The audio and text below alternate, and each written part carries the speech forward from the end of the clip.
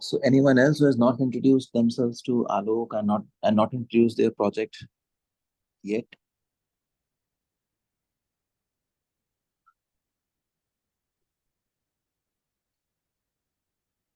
Okay, so I guess everyone is Yeah, I think Alok, then we can start with today's session. okay. So Ariman, I have just put a link here. A very quick search led me to this link. So you can look into the details. I mean, Ariman and everyone here. Or should I share my screen by, I think maybe that would be a good idea. Share the screen.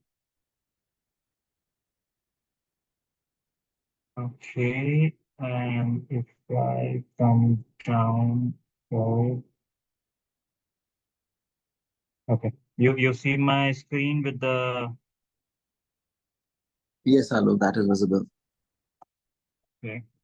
So, so I did a quick search of tear down and I have written fit band. And then there are several websites which will explain what they did with the product. So generally, these companies are buying the products, reverse engineering them, putting the details that they are able to gather from PCB details or the components which are there. How is it mechanically done? What are the different, approximation costs? So different website does these kind of thing. So this is a Fitbit Sense tear down. So it says in general 1.58, it should be inch actually, AMOLED screen, 4 GB internal storage. Okay, ECG function. This is new actually. ECG function has been introduced in the wristbands, I would say, in last 5 years. I won't say it was 15 years back. It is fairly new. And there is a lot of work ongoing on ECG function on the wearables. If we look at the healthcare market or field, the death through heart attack is pairs among the top three, cases where it can impact the people's life. So ECG is something new, and there's a lot of research still ongoing. Then it says Wi-Fi, NFC, and Bluetooth also available inside. Okay, water resistance is fair because people wear it while doing swimming or even bathing and all the house chores. Um, okay, it mentions something here. And if you come down, so it shows the pictures, how is this board fitted and things like this. It is talking about battery. All right. So generally, all these batteries are chargeable lithium-ion batteries. What is the value of it? How many milliampere hour? So what is the rating? And that would give an approximation. And here it is identifying the different components on the board. So MediaTek SoC with GPS. Okay. 4 GB flash memory, and then application processor. Maybe it is Fitbit has its own application processor. USI chip. So USI is the name of the company, and most likely Wi-Fi it is written. This is the first time I see a wristband with a Wi-Fi. Anyway, low power audio DSP. Okay, haptic driver. You know what is haptics? Anyone? Yes, sir. The vibration and the feedback that you get from the machine. Correct. So thanks. So feedback haptic is a feedback. We were generally using audio, so you would remember earlier phones when you used to touch, there used to be beeps on touch. Even now, you will see a lot of user interfaces where it is there. But now there is a haptic requirement. So people want to use the touch screen in a same way as the push buttons. So if someone is typing something, they should get a feeling that they are actually pressing the physical button. So that is haptics. Again, a fairly new concept. Secure element is for maybe payments and other thing. And then it is showing the identification of the components. you would see that different components are from different companies. Okay, so when you go into a product, you are not bound to a certain company. You look for which is the best component that is fitting into the design. While for us, for example, I am working in ST Microelectronics for more than 23 years. When we make a design, we ensure that we use only ST components. And if there is a component or a part of the design which is not available within ST, then we are free to use competitor components. So I mean that's the way our approach is. So for the people who are looking for product design, do not feel that you have to use only certain companies' components. You should know why you are choosing a particular component and or why you are not choosing a particular component. So that design thinking and analysis is very important in terms of product design. Okay. So here you see Maxim. Okay, Bosch. Bosch is very famous in accelerometer and gyro. In fact, sensors. So they are our major components, competitors in terms of these class of components. ST, of course, is one of the leaders in the sensors. So we have 3-axis MEMS here. Jeju Semiconductor, I don't know what it is, but possibly a company coming from East Asia. Texas Instrument, you see a power management, and again a buck boost converter, so both power management and some kind of analog switch. So, I mean, why I'm taking so much time to explain this is uh, all of you have selected some projects that you want to execute. Knowing the market is very, very important. You never know the project that you are starting now for maybe, let's say, for as a hobby uh, exploration or for your course requirement for the credits that you want to do or some XYZ reason may take you to become a entrepreneur later on and things like this. If you have watched Shark Tank India, there were several teams which were just coming out of the college, or there were several ones which did their college project in certain field, and they were presenting in Shark Tank India with very exciting numbers. They were already successful and then doing it. So I would suggest, and I was saying this on Tuesday as well for the people who are physically available. When you are doing this kind of a course, put your 100% into it. Right, this time is the one of the best time to explore entrepreneurship, product design. Even if you are doing a job, you are responsible for a product design or a product component design. So the philosophy would remain the same, and that philosophy, as Anuj started to say, what is available in market that needs to be studied, because you may be choosing something which is already saturated, already so low cost that it's difficult market to enter uh, into it. So uh, let me tell you, whenever we start a project, also in our company, we do a competition analysis. We look at the things around whatever is available. Many times the designs are secret. There is no public information. Even we do not publicize some of the designs that we are doing with certain customers. They are proprietary, or I won't say proprietary, but they are specific or exclusive to a certain customer. But still, you will find a lot of information which is in public domain. And the next step could be what kind of papers and patents have been published in that area. So that's also a way of entering into a product, just to see what are the trends, because um, when people are doing some new kind of a design, they are putting some new kind of a algorithm, or some new technique, there is quite a good possibility that there is a paper written on it or a patent have been filed. Papers generally come from academia, students, and others, but also we file a lot of papers after trying that a patent is not possible. So let me reword that. So first target of doing something new in the market is to file a patent. And sometimes the market is, as I said, is crowded, and that means there is already a work done on that field, and we know that patent cannot be done. Then we go for a paper. The reasons are obvious. When you have a patent, you also protect your company, and in certain techniques or circuit design or things like this, that uh, you know that discourages the competitors to do the same and things like this. And then also writing a paper is very prestigious in embedded world, which is one of the worldwide conferences that happens in Germany, in Nuremberg. Has been this year. It was in April. We present several papers where people travel to present paper and things like this. So innovation side is important. Public domain information is important, but also let me say the innovation side information is important for a end product. So if you are looking into that, that is fantastic.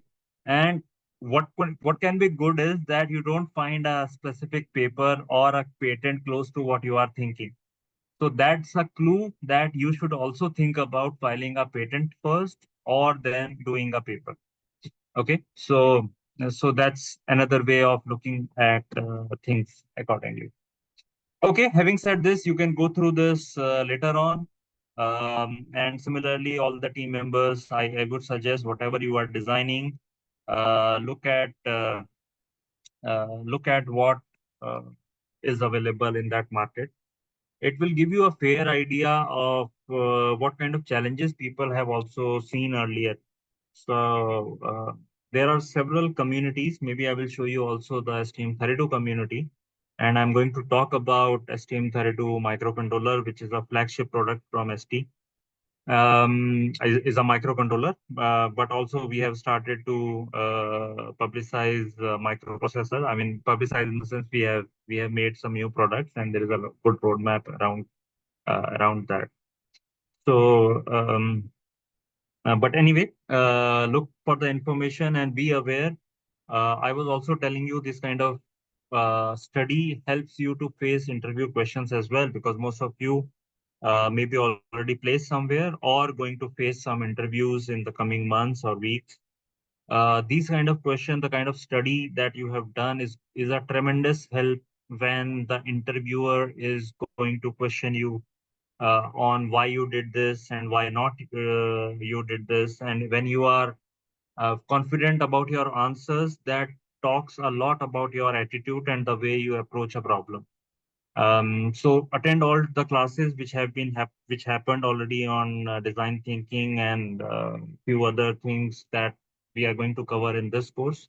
But overall, I'm going to give you some bites on this kind of placements, and that's going to help you later. Okay, so having said this, I'm going to run a embedded system slide. Mm, s- in from January onwards, I had taken a course for electronic system design, and these slides are almost same as that one. Um, so I'm just doing it so that all of the students come to the same platform. I know that some of the third year students have must be also in the group and they have attended this. In that case, it would be a revision. For the people who have joined embedded system design for the first time, I think this would be a good one to start with. So it talks broadly about what are the embedded system and how are things like this.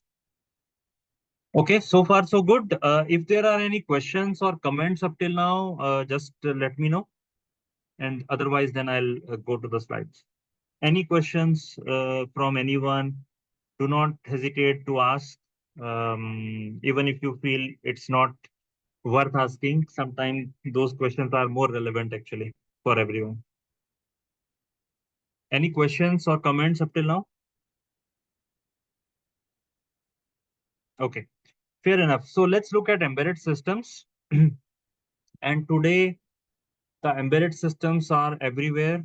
Um, uh, I mean, and there is also a very gray line between what is a computer and what is an embedded system. I mean, there are points which can clearly identify, but there are things which are getting or merging together in the future. So by the time you people would be designing few things, or maybe 5 or 10 years later, uh, I think it would be very difficult. Everything would become an embedded system, or everything would become a, the high processing device.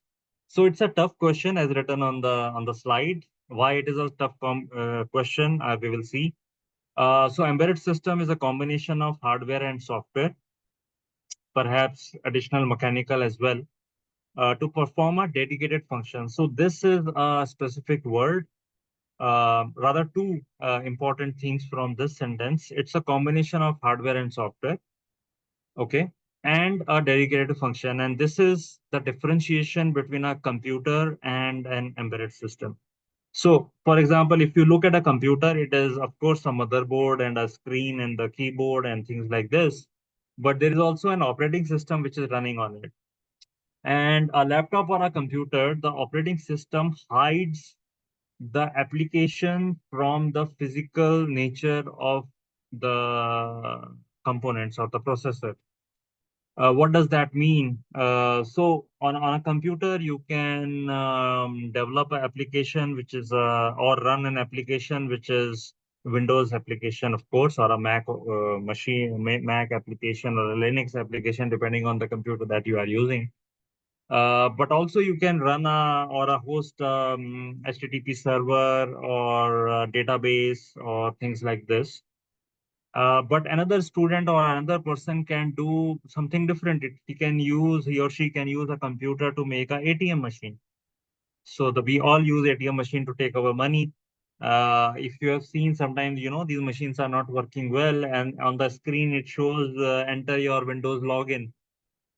Okay, so you can identify, oh, there is an OS running on it, which is actually a Windows operating system managing the entire ATM machine.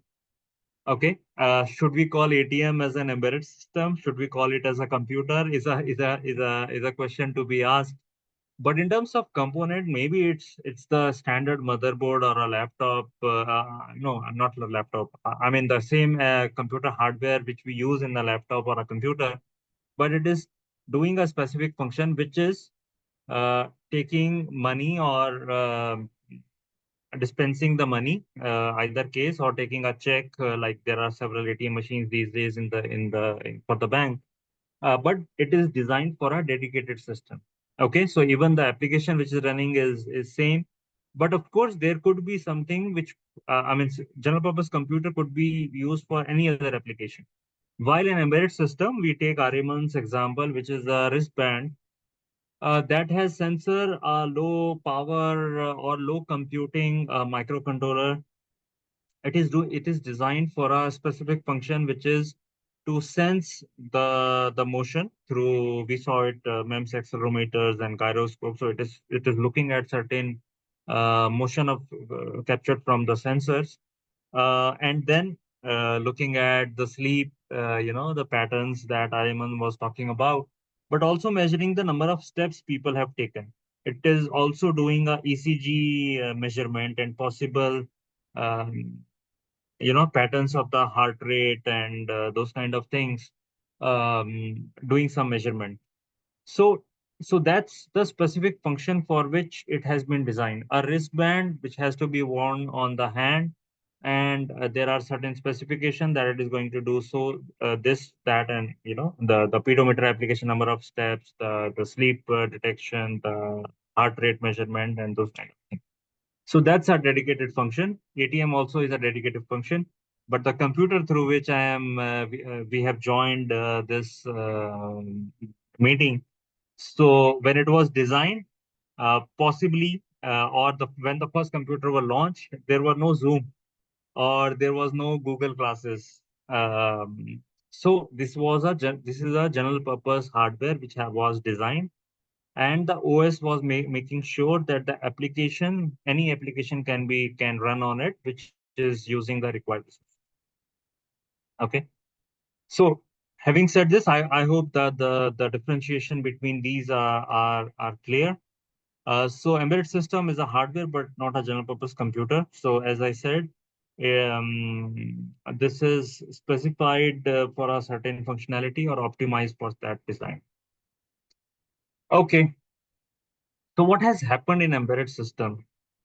Actually, I would say in last 10 to 20 years, a lot of things have happened in the embedded system and it is growing a lot.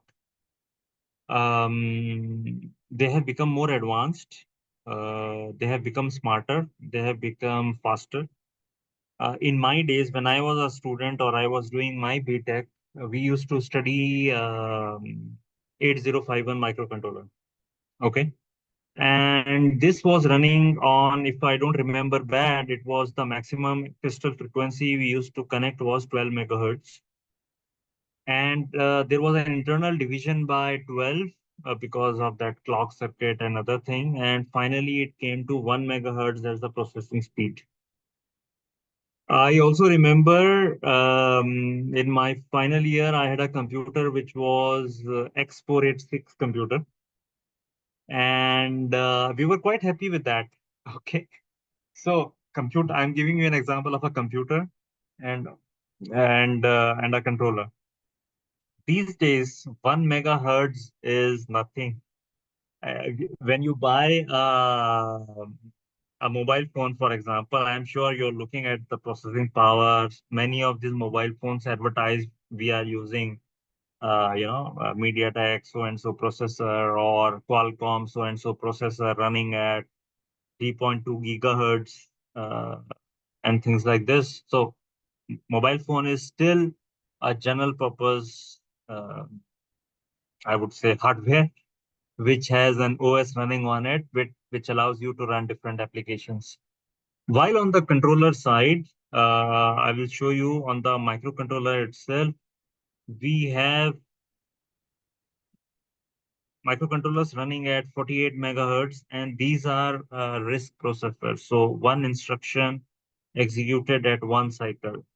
So we are looking at, where there I was saying that 12 megahertz was divided by 12 internally, and then each instruction was several cycles as well.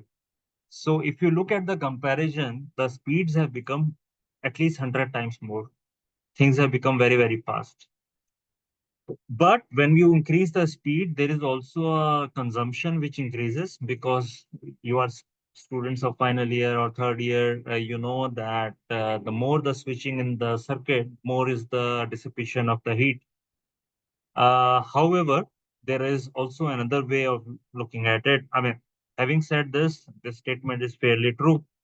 But there are microcontrollers which are very fast, but then there are also a low power modes in that microcontroller. So what happens is you use a fast microcontroller, sorry, you use a fast microcontroller and go to the low power mode very quickly. Okay, so that's another way, but these are a little bit advanced concept. I'm just giving you an overall view, considering this to be embedded system overview management, and then we will look into some specifics. Okay, so portable healthcare equipment. So these kind of fields are increasing a lot.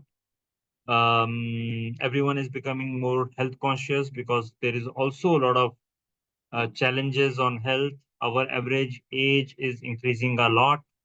If you are reading the news regularly, there was a news within last week um, that the aging is a big problem in Japan. So government of Japan has launched a new app to let people connect to each other. So it's a government initiative. Okay.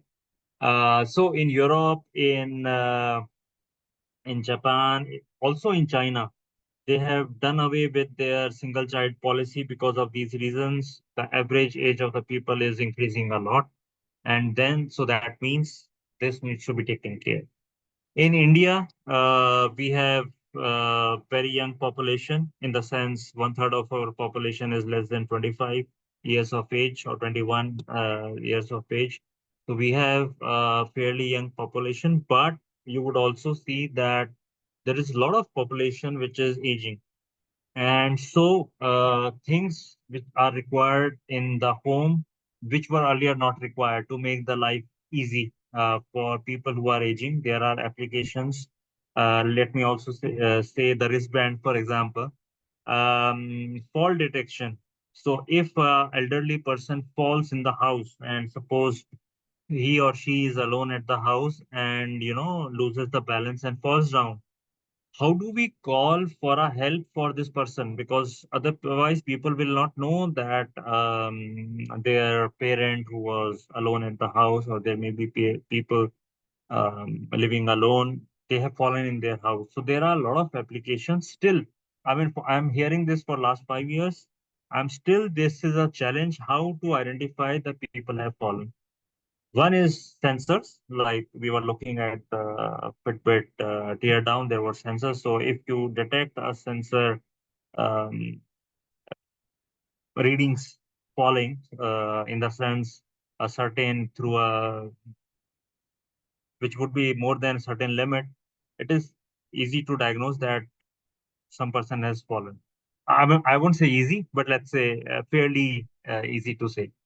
But then there is also a possibly a requirement to have a camera in the house which is able to detect that somebody is lying on the floor or lying or have fallen on the floor, and able to detect that. So if there is a verification of data done through a wristband, but also diagnosed through a camera itself, then there is a double confirmation of things. So having a solution uh, through one kind of an input is okay, but may not be fully reliable.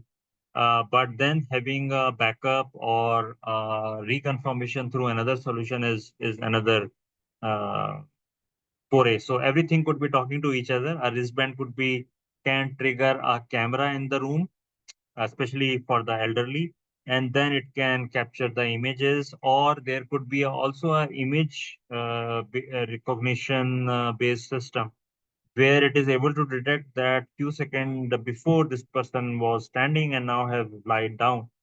But if this person has lied down because they are doing yoga or they need a help, again another challenge how to detect that.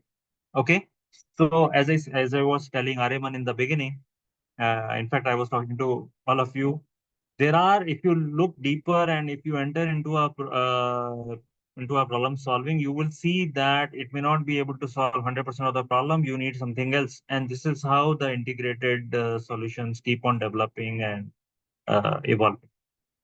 Okay, smartwatch is another example of embedded system. We started with that.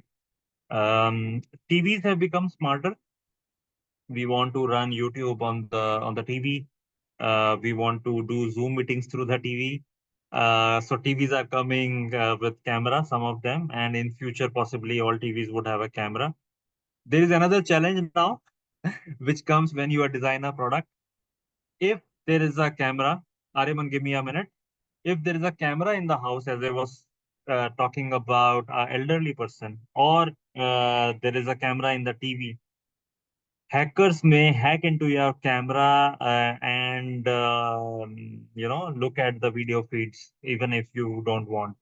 So there are also regulations put by the government when things happen, and there are changes in the product design and rules.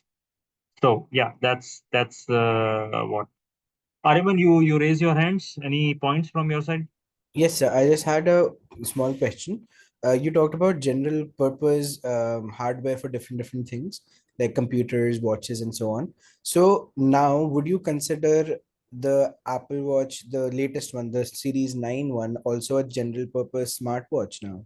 Because it has lot many more integrated things in it. So I'm just, Okay. yeah. Okay, so thanks for that question. When I was saying general purpose design, I was meaning more on the PCs, laptops kind of thing. Okay, so where when you download an application or a smartphone, when you download an application from Play Store, the the usage of that can be changed. Or change in the sense you can install an application which helps you do a specific work. So on your phone, you can have a payment gateway. So you are doing a payment, but you can also do a Zoom call and things like this. Coming to your specific question, it's an Apple Watch designed for specific purpose. One is to show the time, which was anyway there for last 200, 300 years. But it has become smart. So it is looking at the different sensors. It is doing a ECG. It is helping you to see who is calling you without taking out your phone from the pocket. So another advantage or saving up people's time. So I won't call a Apple Watch as a general purpose watch because you cannot install something and make it useful for something else. There would be limitations. Of course, there is a possibility to have all these embedded system running on Android. There could be a possibility to install apps on certain wristwatch, possibly. But again, that the functionality would be still limited to certain functionality defined by the hardware limitations. Okay, Oh, so and we started with this question that embedded system is a bit complex, so there is no solid line of what is an embedded system, what is not. So your question is quite fair. I would say we would still like to consider it as embedded system because there are still few applications which this Apple Watch can handle. Okay. yes, sir. Thank you so much. All right. So just to show the journey, and I have some pictures as well. Nowadays, the device have become smarter. We want everything to be connected. Look at, and I take these examples a lot, the wristwatch, look at the BP machine. A BP machine have become smarter. If any one of you have recently bought, or if you do a Google search, a search on the Amazon, for example, or Flipkart or any retailer, you would find BP machines with Bluetooth interface. Um, I don't want that to write my blood pressure on a paper and keep it for next 6 months and things like this. So if this data is logged into a app, I can have all the different algorithms, AI algorithms running on my data. That if my BP is same for last 6 months in a certain range, which is safe, is the trend more towards increasing? So should I be get more conscious about what I am eating or my lifestyle? Or if the BP is was already high or coming down, and some people are also have a low BP problem. So should we need to work on the health? So taking data to the cloud is become very, very important, and then becomes the security, which is very important. You have seen a lot of hacking information which is coming in the papers. Several people lose lakhs and crores of rupees. Also, our data is very important. I was talking about a TV with a camera. So hacking is a serious thing. So on one side, we are becoming smarter, or we want our products to be smarter, and everything should be accessible by touch of a button. But on the other side, there are security concerns because, as a common person, of course, the money lost is important, but pictures lost or leaked, or my how am I sleeping, my private moments, I don't want that to be leaked. Or when I say I mean all of us do not want that to be done. Similarly, the wristwatch, my health data is specific, so we don't want it to be public. Okay. There is a possibility that an insurance company contacts you saying that you have a high BP, you should pay more for the insurance renewal. Or they offer you something which you get really surprised, and you will come to know your health data had leaked, and this has become a problem. So if you look at the newspapers or on the web every day, I read something which is related to data hack and things like this. Okay. Embedded systems have become more and more complex, and that is good for us as engineers. So that means there is a need to develop more and more kind of applications and products, and that means that uh, I mean we have our jobs and fields to play in the future. Okay. Then there are standards which have become very, very important. So if we are talking about again a wristwatch talking to the cloud, for example, directly, uh, even if there would be very less cases, or an embedded system taking the data to the cloud, it has to do same process which a web browser would do. So it has to communicate on HTTP, HTTPS, or TLS. So there would be security layer for taking your data to the cloud. So basically, we are looking at that 7 layers of OSI model where how to take the data from an end device to the cloud. And that means there are already ready-made solution available because semiconductor companies or product companies would offer that with their products.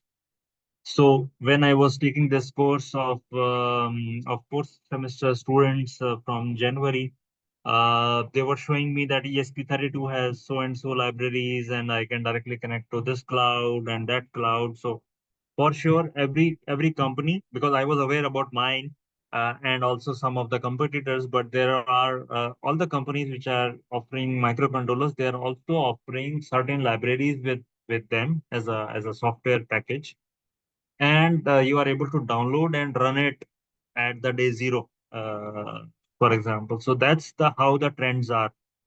And when Ariman said that he's a CSE student doing a product design on embedded, in fact, I wanted to say that these days, even in embedded field, in our team, for example, we have people who did their computer science but working in embedded field. Okay. Generally, earlier, let me say 15 years back, it used to be like electronics people are working on embedded system, computer science students are working on cloud applications or apps development and things like this. And these are merging, as I said, and I'll keep repeating it whenever we talk. In our team, for example, there are CSE people that who did their BTechs and masters in CS, computer science, and they are working on embedded systems. Look at all these big companies, Google. They are entering into semiconductors. Look at Google Home. Okay, the smart speakers. When you are talking to smart speakers, these are these are embedded systems. Look at Microsoft. They are into keyboards. They are all into all the computer accessories. Keyboard, mouses. I'm sure many of you are already using, but there are several others. The audio video system, which come with the as an advanced system, which you can buy with a computer. So they have interest in electronics and embedded. Apple, for example, will you call it an embedded system company? Will you call it as a smartphone company? All these companies, Apple, Xiaomi, they all started with a phone, but then diversified into a different products which are more embedded systems. We have people who worked in ST earlier and now working in Apple. Okay, so this is one field where electronics people enter, but also computer science. I just wanted to say this because I'm sure not only Ariman, but there are others who are from this branch. Okay, so having said these are the pictures. The one on the left, I'm sure some of you have seen power inverters. They were still popular almost 10 years back. The electricity was not available. I would say 6 7 hours in a day, and now it has improved a lot.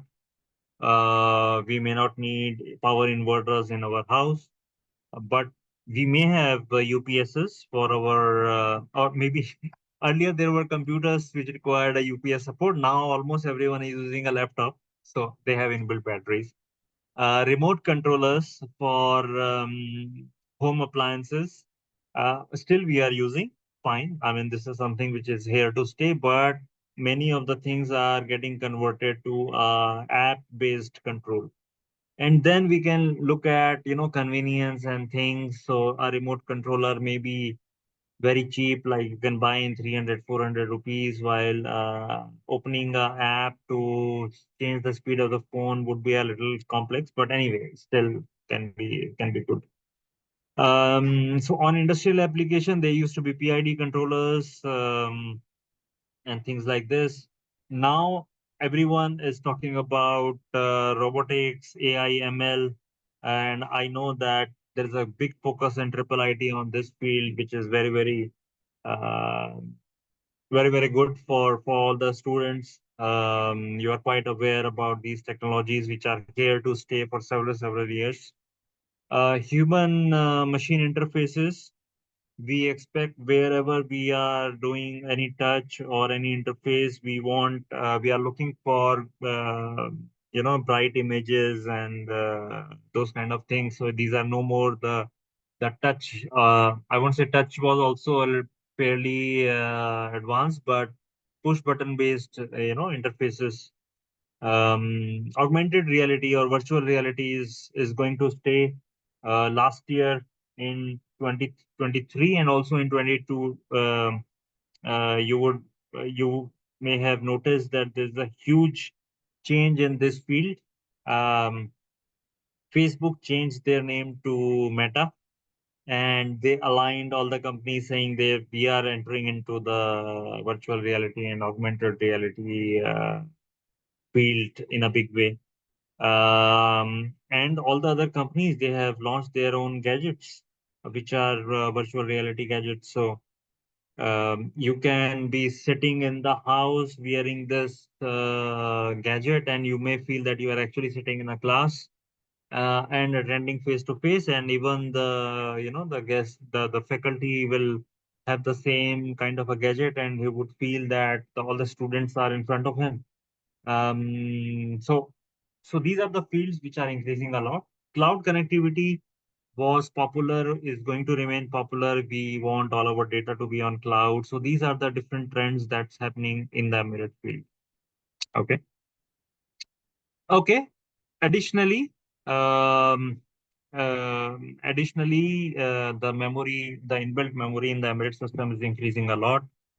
The programming language have necessarily moved from assembly language to C and C++. There is also a trend to use Python. Python is increasing. There is a language R uh, or Rust, which is becoming popular these days. But anyway, if you are proficient in C, I'm sure triple IT, all the students are already quite experts in C, C++, or OOP language support.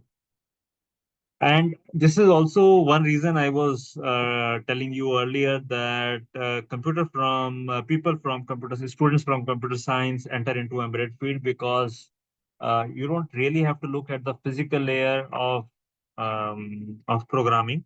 I mean, for sure that is needed, but that is not essential part.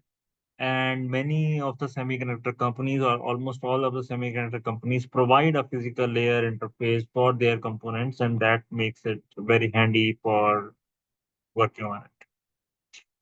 Okay, increased use of microcontrollers and DSPs. So, uh, so we are going to talk about microcontrollers in the coming days. Um, So this is increasing trend. I was talking about 8051 and then evolution into STM32, for example, which is based on Cortex M core, very high speeds. I think I have a chart on different trends as well on that. And then software components, the drivers would be available with these components. Increased integration levels. Okay. Now let me give you an example. These days, almost all microcontrollers come with USB interface. Now even USB interface has become a bit old. USB host interface. Okay. So what does that mean? You can connect another USB device to it and use it.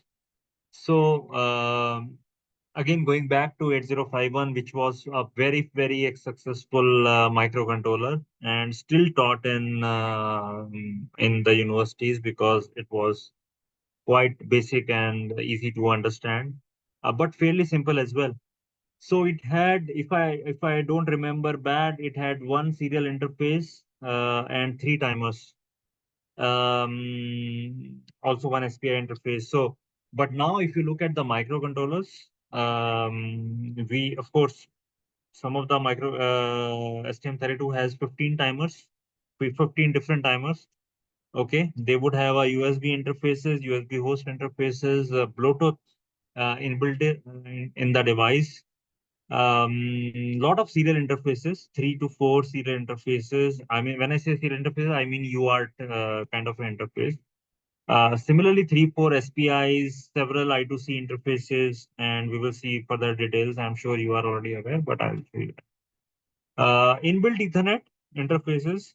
Earlier, this was not the what available. So, a lot of high integration of the components or interfaces because we are looking for things which are always connected. Okay, if you go to industrial application or a robot a robot working in a factory would be connected through several interfaces, including Ethernet, CAN, and things like this. Okay, so and then the hardware and software co-design is becoming very, very important. So you can do few things through software, you can do few things through hardware. What I mean to say is, it is possible to buy accelerometer. For example, ST has a certain products of accelerometer which has its own AI engine inbuilt. So if you tell that accelerometer, inform me or interrupt me when you have this pattern of data, and it will do that. While, of course, you can also use a sensor which does not provide this functionality. So you can just keep on reading the data and do that analysis on your side. So that means when you are doing that analysis on your side, when I say your side means on the software side, that's more a software oriented approach. While the earlier example where I said the sensors have inbuilt state machines and you can configure it for certain interrupts or certain conditions, that's more of a hardware oriented feature that you are using. So this is one example, but there are others as well. If you are capturing the data, do you keep it in the RAM for certain time or directly put it in the EEPROM? How many times you will modify that data? How many read-write cycles? So the more deeper you go, those kind of decisions need to be taken on a product design. So should I keep this data here or there? What happens if the battery fails? Will I get an interrupt? Those kind of things. So a lot of hardware and software code is okay. And similar to what we were discussing, they have become the embedded system have become more smarter, ultra low power. So AirPods, um, and when you two use two, and I was also talking about this on in the Tuesday interaction. We want these AirPods to work for 2 weeks before the next recharge, or maybe 1 month, or maybe we don't want to charge them. We just put it on a wireless charging interface whenever possible. And, when I say not charge them, we don't want to insert the cable, but rather get it charged through a wireless charging interface. So this is the kind of trends which is happening. We are using laptop with a battery.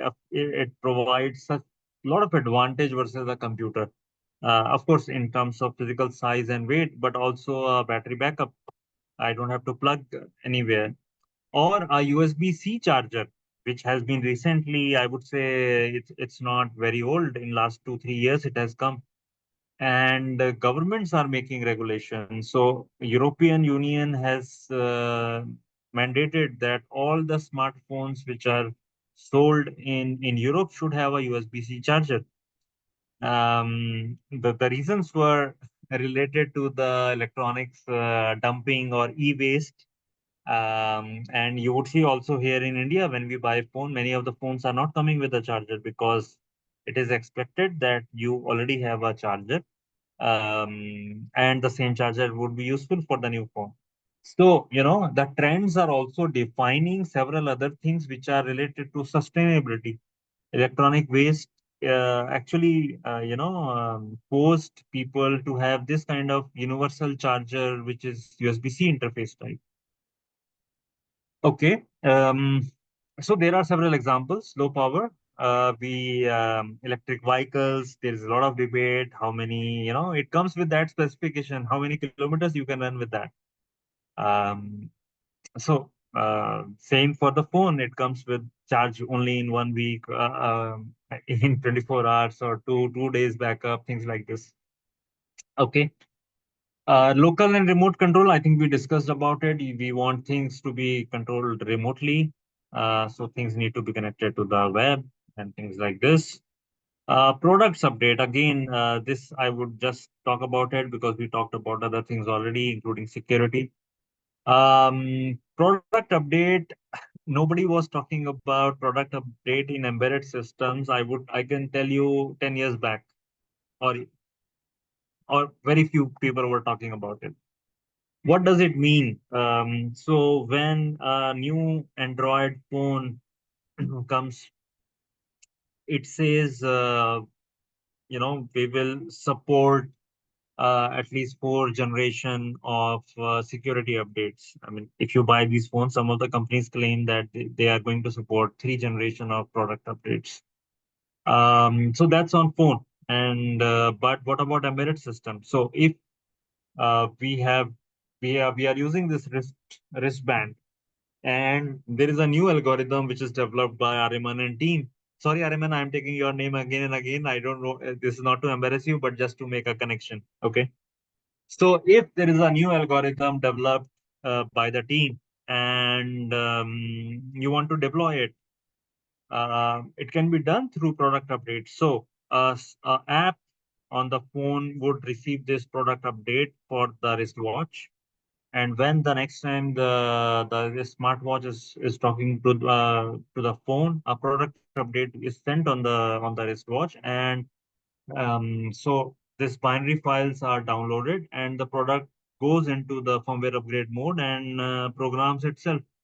So this is now almost mandatory in all the products. Product updates are mandatory now because software is changing again and again. There are security patches which are coming. There are vulnerabilities which are found into the product that in certain condition it is not working well. So you are doing a software update again and again for the embedded product, and this is now a kind of a mandatory requirement. Okay, I'll not talk about others because we have already talked about it. So, so considering that we talked about what are the different trends, what is happening, what has happened in last 5, 10 years, and things like this. Now we need to design a product here, and that means we need to select a microcontroller. So microcontroller is a term for engineers, but you would find many advertisement which would say this is based on 32-bit microcomputer. Okay.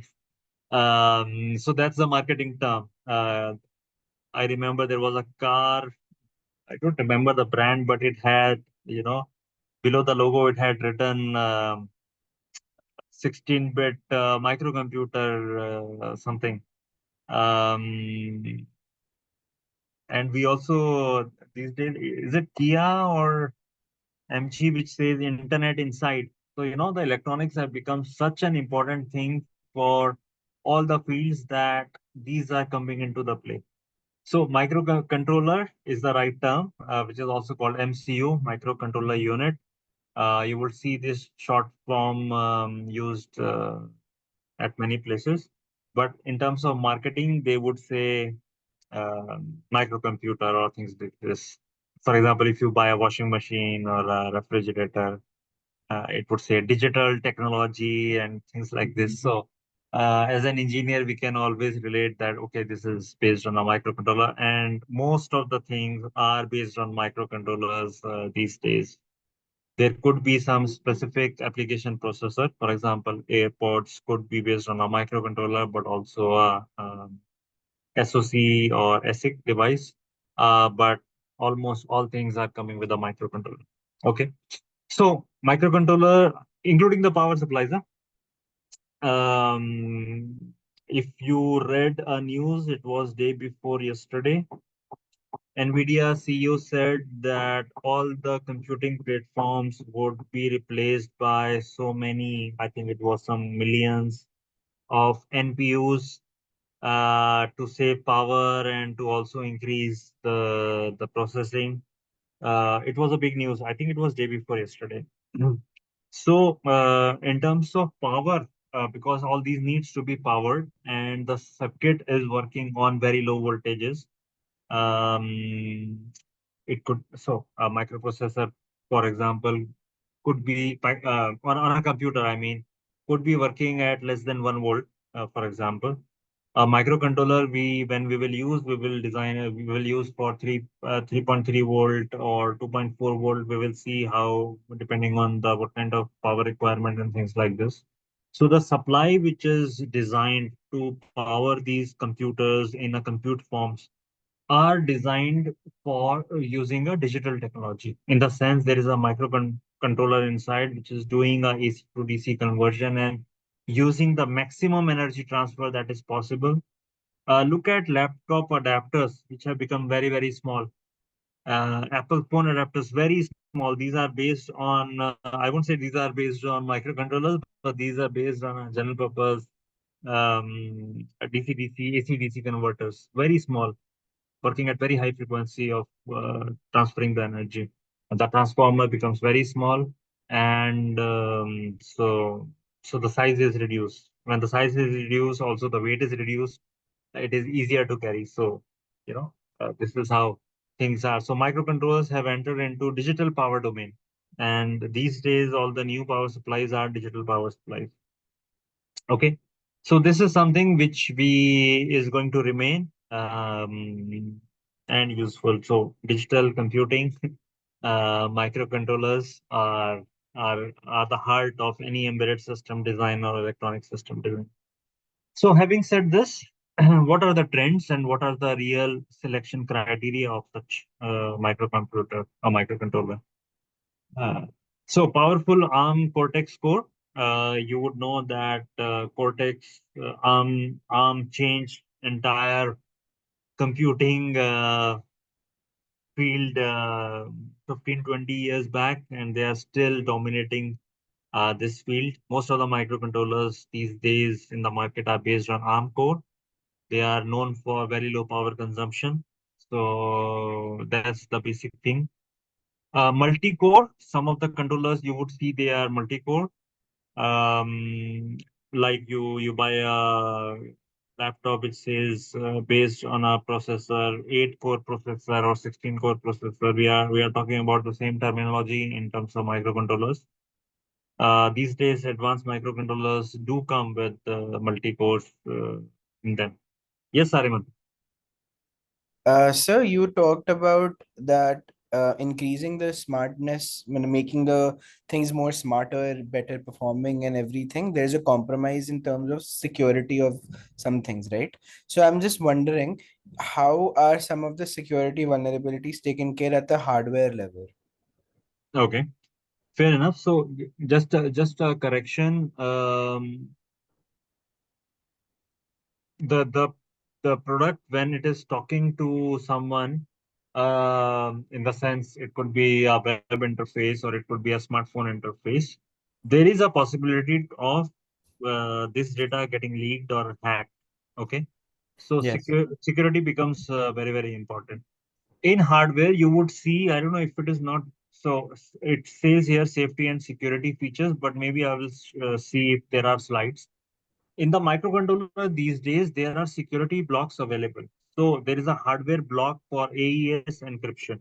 AES 128 hours. Our banking cards are generally Yes, using yes. AES 128 and things like this. So it is possible to have a hardware block for encryption of data and also decryption of data. So when I'm sending a data from an embedded system to a web interface or a phone interface, we can encrypt that data so that somebody is trying to attack that or do a hack, even if they are able to take all the data, they will not be able to interpret it because it is already encrypted. So this becomes an hardware block. And this also reminds me when I was talking about software and hardware partitioning, this could be one of the decision-making points.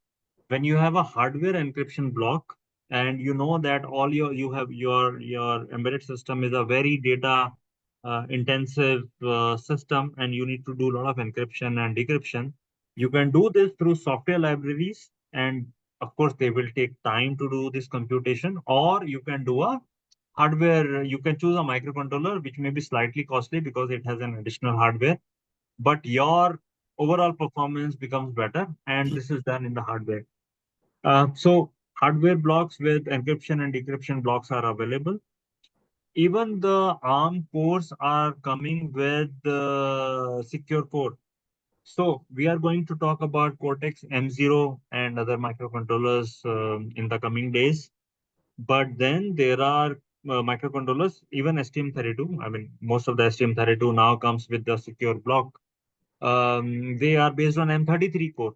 So same, or I would say very secure core, which is guaranteed by ARM that the computation can happen in a secure block, and people cannot know that what kind of algorithm is running on the machine. So so there are hardware blocks available for taking care of security requirements. Okay, so did you say that they were using AES encryption system? AES is one of the examples, but then there is SHA 256, SHA Yes. 128, and there are a lot of software. Yes. A very simple one could be CRC calculation or ECC calculation for the data. Right, right. So there are a lot of blocks available. When we look into that data sheet, we will see what kind of algorithms are being supported on STM32. Different STM32 may have different, encryption and decryption. Okay, sir. Thank you. Okay, so thanks for that question. So high memory size, our microcontrollers, RAM, flash are increasing. Let me go back to 8051. Um, I think 8051 had 128 bytes of RAM and 256 bytes in 8052. Uh, RAM I'm talking about. In terms of flash, 8K was the flash for 8051, or even the 4K version was available. Um, I think 8K was in 8052, 4K in 8051. Now, RAM was 128 bytes. Okay, we are not talking about kilobytes or megabytes, bytes. These days, you can find a STM32 controller which has a 512 kilobytes of RAM. Okay, so look at 1,000, 2,000 times more RAM which is available these days because the applications have become very complex. In terms of flash, you can buy a microcontroller which have 1 megabyte of flash for or the program memory. So you can see that 1 megabyte is required when you have very complex and very big applications, which is running an operating system or may not be an operating system. A lot of stuff which is required or software libraries which is required for data transfers, something like TLS stacks, or if you are following robotics field, so ROS robotics operating system stack, so a lot of computing power requirements. So things have changed 1,000 times, 2,000 times in terms of density of the device. Technical support. So there's a local presence of the people, but this is not valid for you. You can use the online community where you can put your questions and somebody is going to answer. If questions remain unanswered for a few days, then an ST employee is going to answer that. So there is a community which is available. So self-support groups. Ultra low power consumption. I will show you a few things. So there are controllers which are designed for low power consumption. Their technology itself in which these are produced, but also there are a lot of software ways through which these are done. Whole idea is to save battery power and battery size. Okay. Innovative peripherals. Graphic acceleration is another hardware block which is coming these days.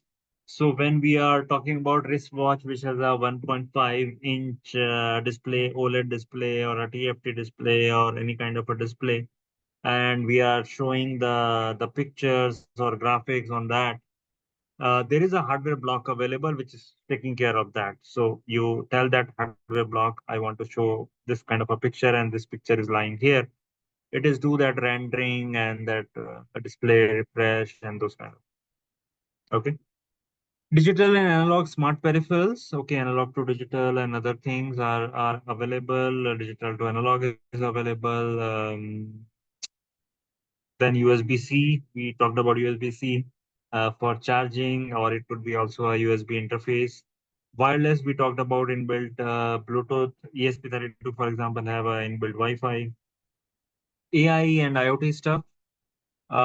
You are able to run AI algorithms on microcontroller these days, and that's a trend. That's also the edge computing. So when you tell a microcontroller that this is what I want, and the computation happens on the local thing, not really on the cloud, because many applications that we have seen up till now using AI have the computation done on the cloud side. For example, if I take an example of Amazon purchase, if you open an app, it will show you a few suggestions based on your search history. You can also look at this, that, and so and so. If you are buying a phone, it will show you the phone covers and those kind of things. So these are algorithms running in the background on the cloud side. But look at embedded system, what they can do. For example, let me take again another example of BP machine. If it detects that the heart rate of the person who is measuring is not regular, it can give a beep or alarm that the- it's arrhythmia problem which needs to be seen. The ECG machine, if you have seen somebody getting an ECG, when the ECG is printed, it shows that possible so and so are the concern points and look for further investigation into this. So the machine itself, when it is printing a ECG printout, it is giving some remarks and giving that you know comments. So there is a computing happening. So it is looking at the data which has come to you. Look at smart cities. So, a lot of cameras installed in the cities. They are looking at the traffic, vehicles. So, if police wants to track a vehicle or want to see from where these vehicle is passing, uh, it just have to send that vehicle number UP16 or DL3C XXXX to all the cameras. It knows that through the images that the vehicles which is passing in its range, it has to see that image capturing, image analysis, and see if that car passed through it. And if it passed, it can flag to the cloud that this car passed. This is the picture. This is the time at which it passed, and maybe speed or things like this. Compare it with the computing done on the cloud. So these thousands and lakhs of camera in the city, if they keep taking pictures and sending to the cloud for finding out which picture had captured certain vehicle number, how much computing power is required on the cloud side? While when it is done on the camera, the amount of data that you send to the camera to look for that vehicle is 8-10 bytes. I mean, I'm doing a oversimplification, but let's say 8-10 bytes. And then the notification from these cameras to the cloud, how many cameras in the city would do. So you are so that means making a edge computing or AI implementation is making it very very efficient, and in all terms, in terms of timing, in terms of computing power and everything. Okay, so a lot of AI traction happening on embedded designs. Integration, package size and cost. Package size means the size of the device itself. These are shrinking. Look at again the smartwatch. So it has to be very small, 1 inch dia. So we are not using a component which is occupying the maximum space. We want so many components on that PCB. So that means all components should be smaller in size. Okay. So we already talked about sorry, the safety and security features. So we talked about security, safety we did not talk. There are some features which are for safety reasons. Um, um, I don't remember a good example of it, but let's say okay. So there is a safety in terms of crystals. So all these microcontrollers are running on crystals or also internal clock sources. But if, for example, a crystal which was giving the frequency to the microcontroller, it breaks after a certain time because of mishandling, the product fell on the ground, and or something has happened. Now, in earlier systems, if the crystal is gone, there is no clock available to the device, so it will not run. But now, what has happened is that there is a inbuilt clock source, okay, and it will become active if the external crystal is not working. So, external crystal could be few megahertz, and after multiplication, as I said, internally the frequency could be hundreds of megahertz in the microcontroller. But if the crystal breaks, instead of becoming dead, it would be powered through now or clocked through an internal clock source. And even if the internal clock source would be slower than the external one, but at least the user would come to know that what problem has happened. So it will not work to the full potential, but at least it will make it safe for the product to uh, uh, to inform that this is not working in optimal way and things like this. Okay, I hope that that example was good enough or you are able to relate. Having said this, a lot of extensive ecosystem is being developed. I am also going to show you ecosystem of STM32. So we have professional tools, we have free tools. I was talking about free libraries and things like this. This all comes into the ecosystem and the online community support and things like this. Okay, so let me skip this. Yeah, so this is the packages we were talking about. Uh, Earlier, most of the products came in DEC packages, dual inline. Now they have become smaller, QFN or WLCSP and VGA. These are the smallest size packages because in VGA the connections are through balls which are in grid array. So physically, you are able to place most of the connections in a small size so that device becomes small. While on this one, even if the internal silicon is few size, you have to take out the pin and through the copper, you have to make a connection. So if you have seen that open chip sometime or opened it yourself, you would see a lot of wires going to the connection, and that makes the size full. And this wristwatch, smartwatch is the best example where in a small PCB, which could be 1 square inch or even smaller, you have to put several components. And we started with that, thankfully, which had controller, controller was possibly part of it, external memory, accelerometer, power conversion device. So everything has to fit together here. Okay. So that's something which is required when you are making a design which is small. If we are making a UPS where it is quite big in physical size because of the batteries, not because of electronics, you can use any component. But when you are using a small design, then you have to use something very, very small. Yeah. Okay, this is one such example.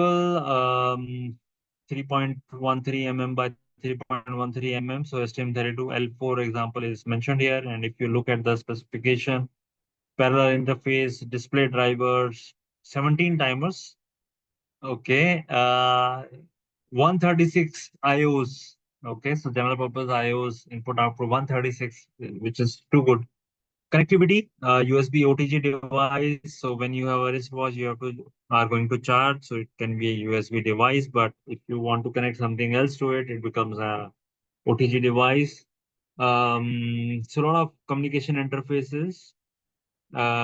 This is AES for 256, the previous question on security. SHA 256, true random number generator, TRNG, is also available inside. ChromeArt is an interface to run a display. Camera interfaces are also available in several microcontrollers. So you see a lot of hardware integration here, and then the analog communication.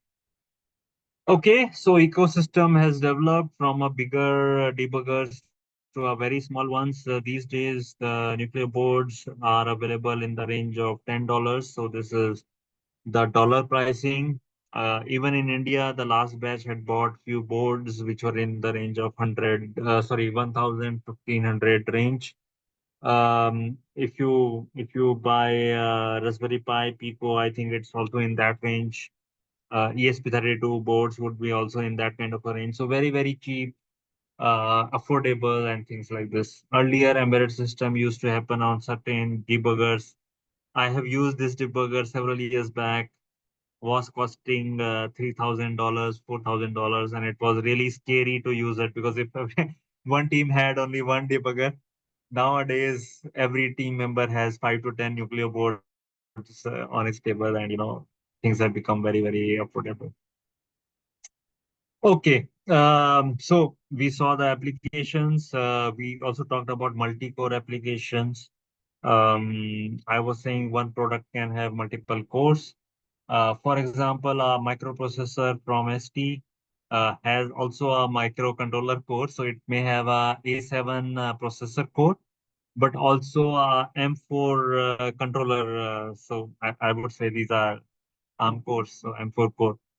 But there could be also application which has multiple devices on the same hardware.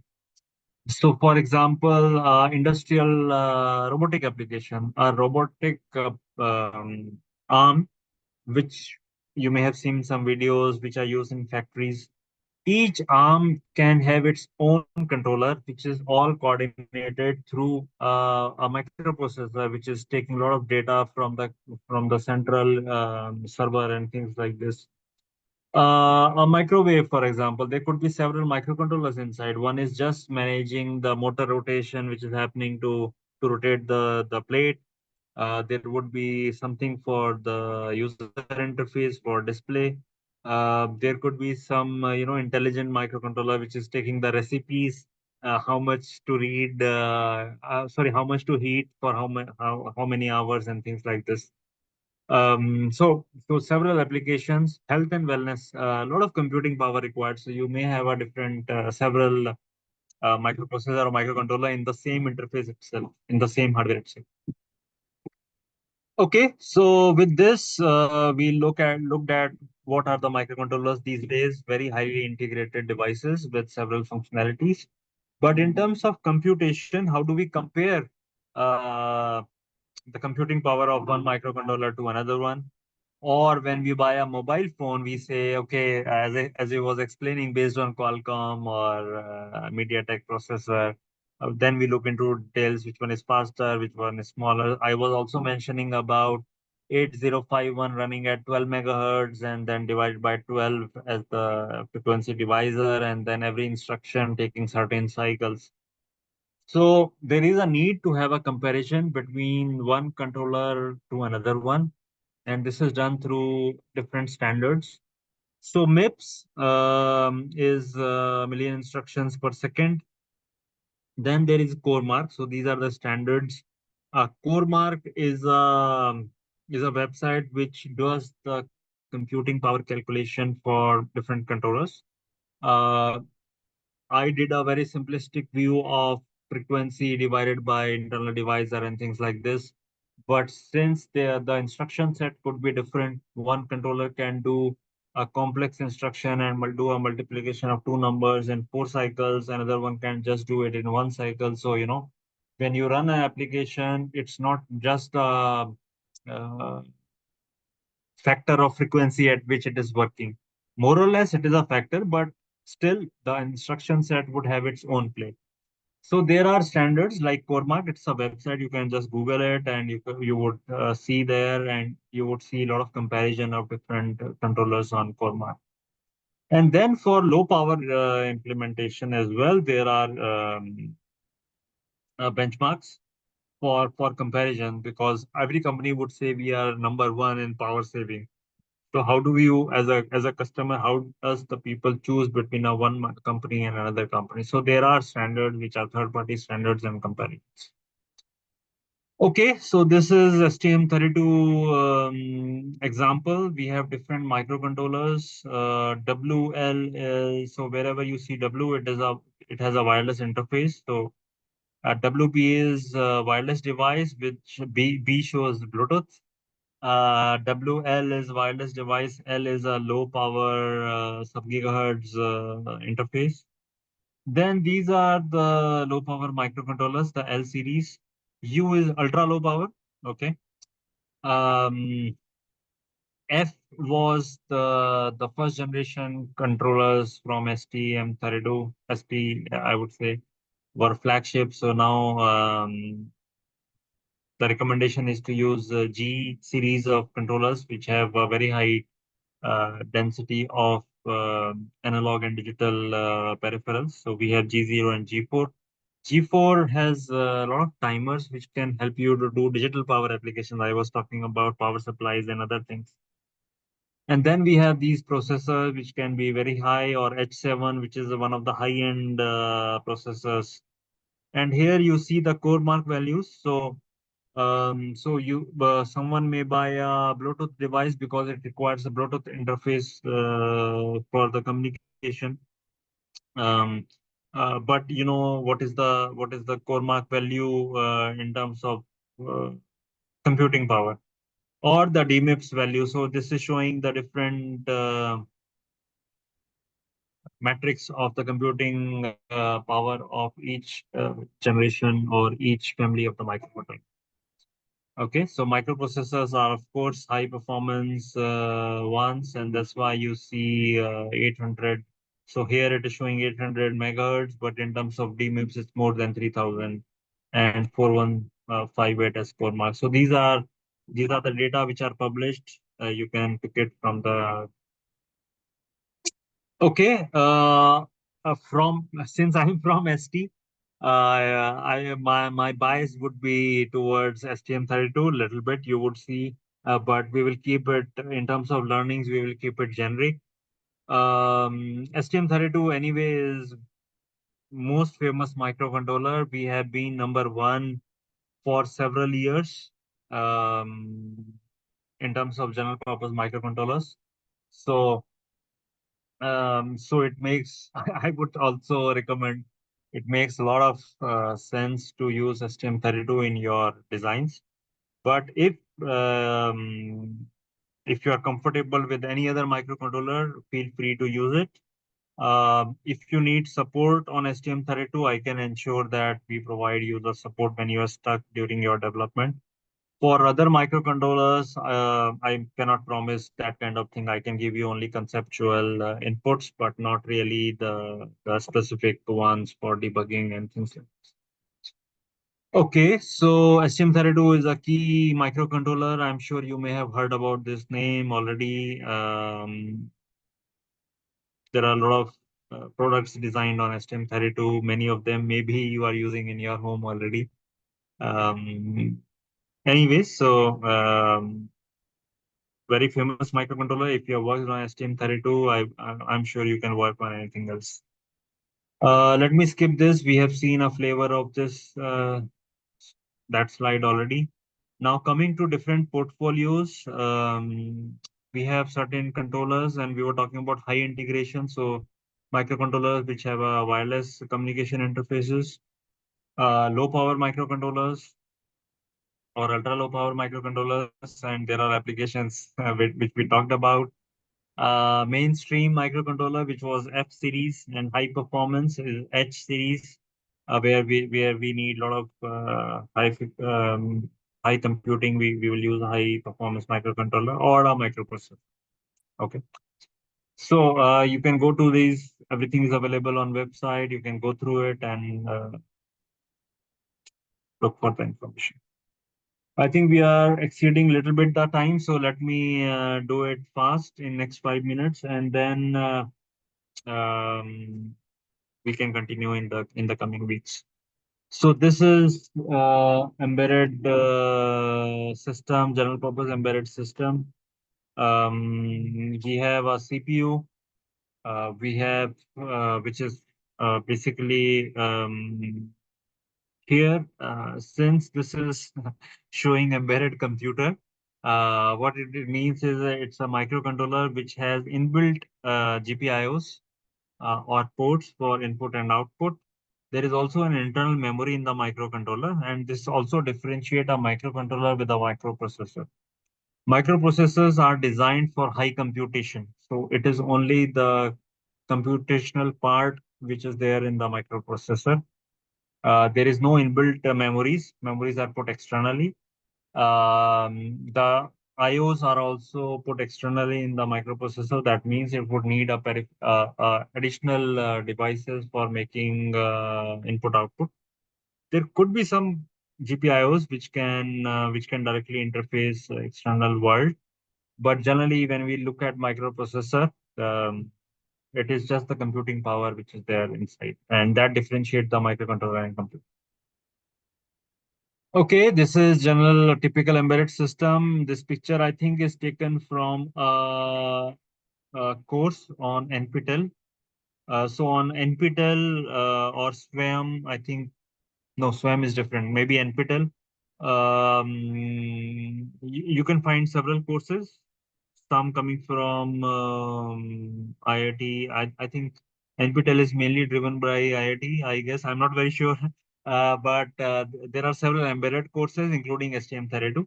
This is coming from one, so we will share that link also to you, so that in the offline you can go through these courses. Okay, so embedded system components. So when you make a design or when you plan your design, you will look at you will make a block diagram of it, how different things are going to interact with each other. What would you need? Whether you need a USB, whether you need a UART, whether you need an analog to digital converter, whether you need a memory and things like this.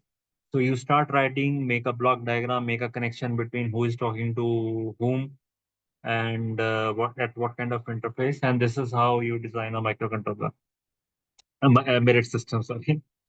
So in terms of phases of system design, so first stage is conceptual or feasibility study. So I guess most of you already started last week with Dr. Anuj asking you to think about what you want to do. So conceptualize it. That means what is it going to do, what would be the outcome of it, whether there would be a display or not, whether there would be a battery or not, whether there would be a data that needs to be sent to somewhere else. So just make a block diagram, put everything together. That itself gives you a lot of clarity on the product design. So conceptualization is that. Feasibility study is what we started to talk about in the beginning. You start to study whether it makes sense to make it, or how to make it useful, or how to make it work, which controller you would use, which battery is available easily, which display I'm going to use. So in conceptualization, you are just putting the concept, but then in feasibility study, you put the specifics. To give you an example, in conceptual, you may say, I will need a display to show 5-digit readings, something like that. But in feasibility study, you would write specific part number that you have identified, or even if it is not specific, you would write, I would need a display of say 358 pixel by 178 pixel, something like that, or a 2-line LCD display I would need because I need to show so and so information. So that would be part of the feasibility study, plus competition study that we started to talk about and other part of it. Hardware design, then you do so you convert your conceptualized block diagram to a more specific design, which is a schematic design or a hardware design. There are tools available. I think Dr. Anmol already took that class for it. Otherwise, we will plan something also in the coming days in terms of schematic design and layouts. Then you will plan your software and hardware designs, and then integration and packaging. Integration and packaging means when you have to put everything together. Somebody in the team is running on software, somebody is designing a PCB, somebody is looking for components, so you put things together and make it work. That's integration and control. This is one example of a blood pressure machine. Um, I have been using this example here. It is for how to what all you need in your design. So for sure, there's a LCD glass where the readings of the BP would be shown. There are switches required to start the machine and stop the machine. So if there are switches, you need to have a ESD protection as well. There is a buzzer required because it needs to produce a sound that the measurement has been done. It needs to be battery based. So we need a power management. There is a hand cuff. So you need to measure the pressure through a pressure sensor. So this is how you start to put things on a paper and make connections. You can also see the flow of information.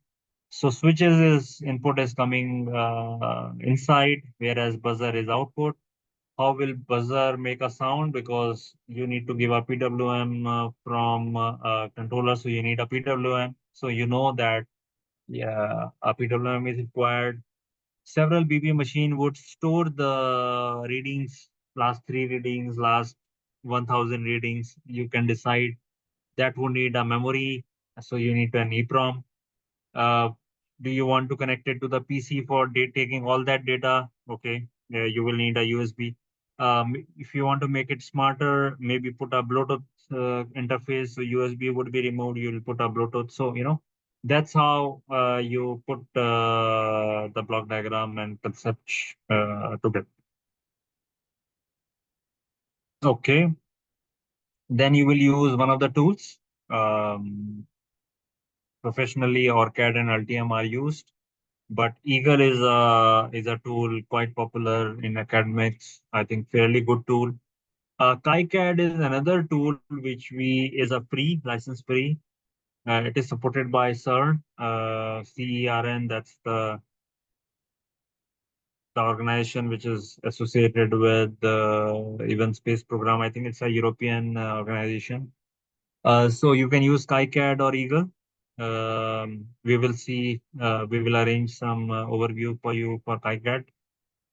If you already have licenses of OrCAD and Altium, you can check in with the lab in charges, but maybe Eagle or KiCad would be the best bet for you for now. And then you design the schematic, which is putting the components together and the connections together.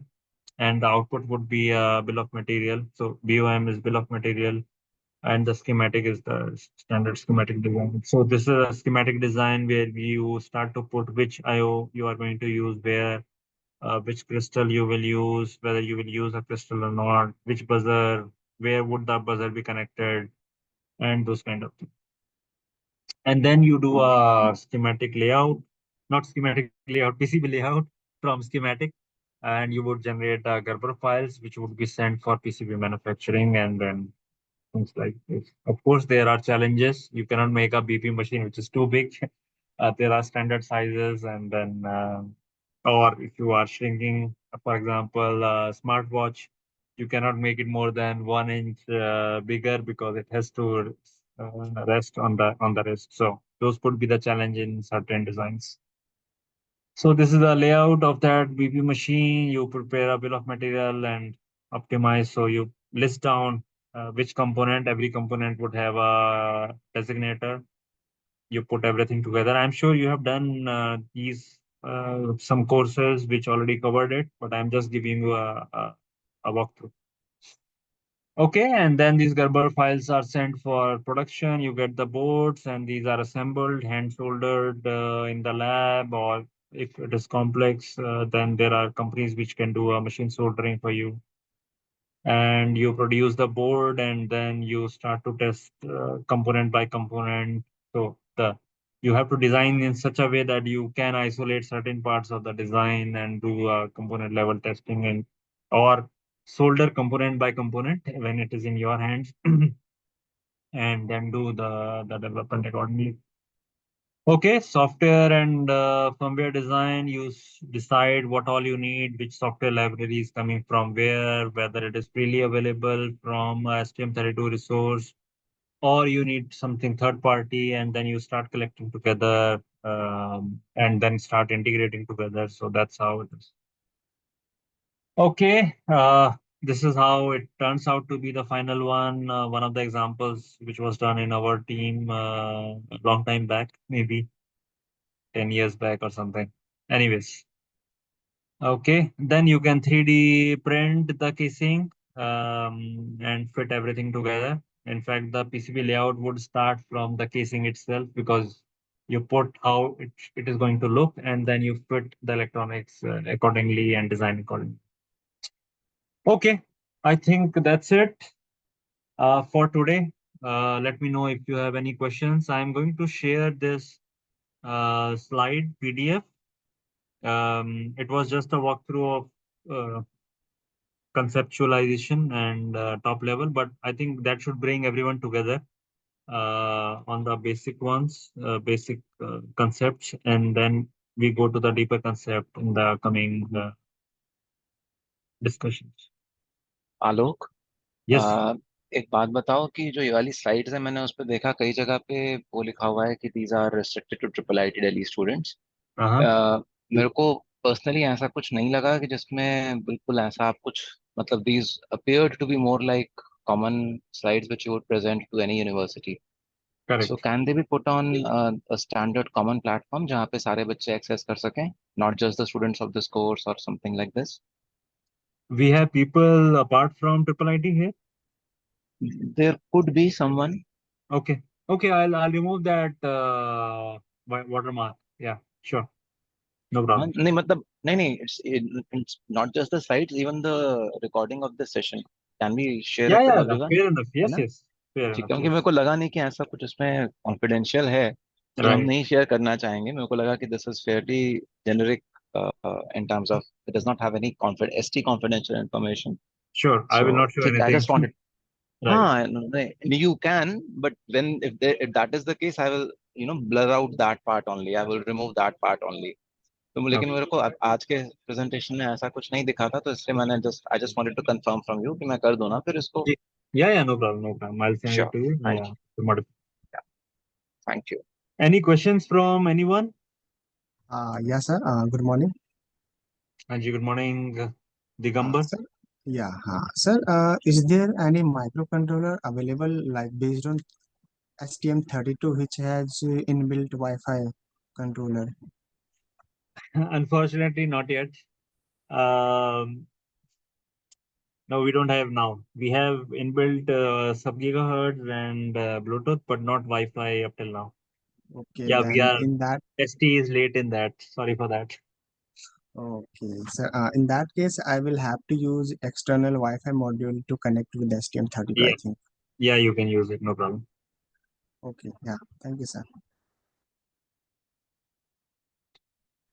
Alu, in terms of bill of materials, if Wi-Fi was to be integrated on a microcontroller itself, would that be a cheaper option for a product, or engaging an outside module is equally bad or equally good? Now, since STM32 does not have any inbuilt Wi-Fi, so on a PCB you can put a Wi-Fi module external, or if there is nothing that STM32 is offering, maybe ESP32 which has inbuilt Wi-Fi can be used as well, or there could be other controllers which have inbuilt Wi-Fi. For the product design, generally we look at the space and the cost Mhm. and availability. So STM32 are widely used in industrial applications. ST also guarantees 10-year availability. So if a company is going into a product, they don't have to redesign it after 6 months because ST is guaranteeing that any component would be available for 10 years. Hmm. So there are several factors like these in the end product design. And yeah, specifically for Wi-Fi, we don't have it. So uh, feel free to use anything else. Yeah. Anyways, we will come into all these factors: availability, repairability, debuggability, and all those things in the next session also. So yeah, this input anyways helps. Yeah. So when the conceptualization from the students is ready, from the teams are ready, we will drill down and try to discuss uh, the reason for each component. And this is what I would suggest.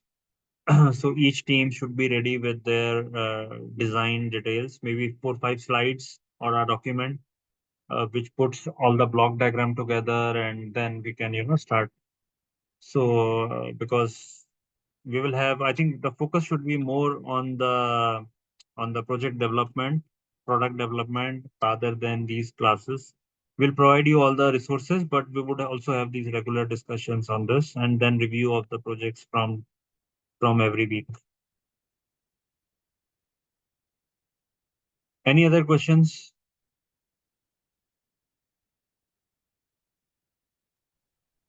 So for now, do we have to decide what kind of components we are going to use?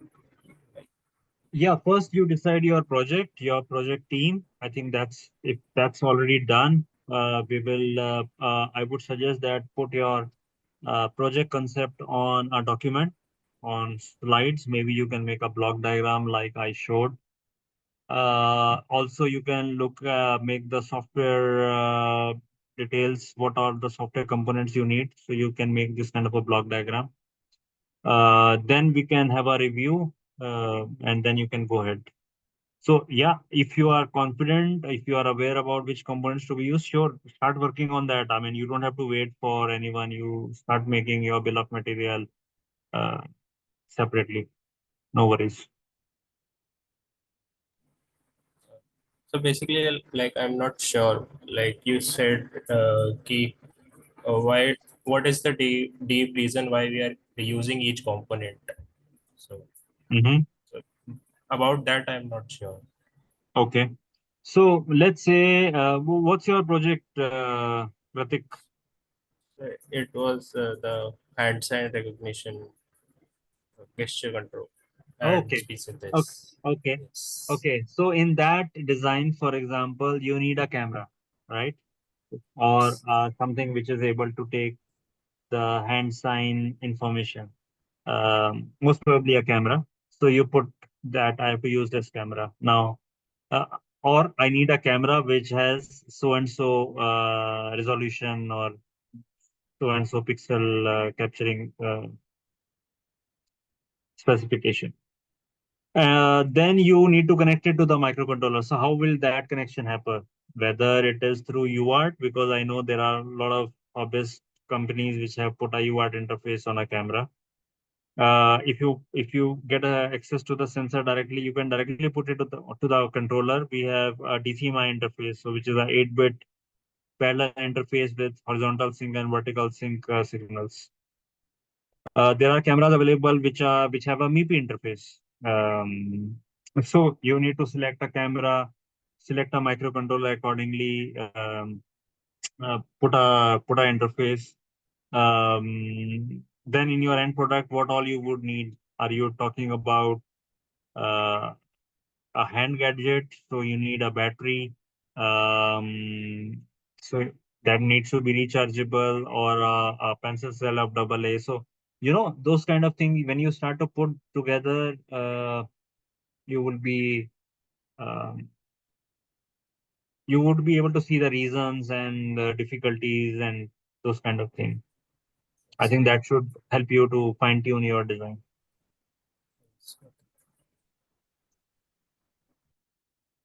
So Kritik, you already attended ESD course, right? Last semester. Yes, sir. Okay. So these slides are same. I think only few slides may have changed. Yes, yes. But it was important to show it to everyone. Any other questions from anyone?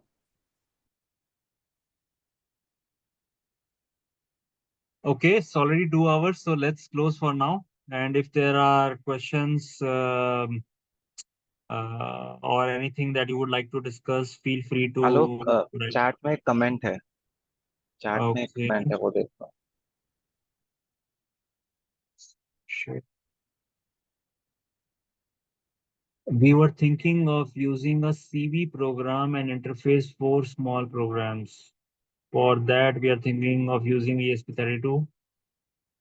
Okay, we have found everything we need in this microcontroller. Okay, perfect. Are there any disadvantages about this microcontroller? I won't say any disadvantages are there in ESP32. Only challenges for the industrial design, but I think it's fine.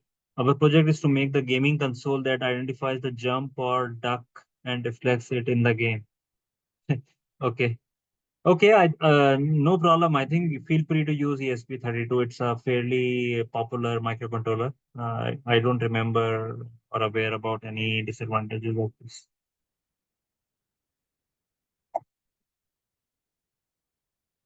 Okay, any other questions, points?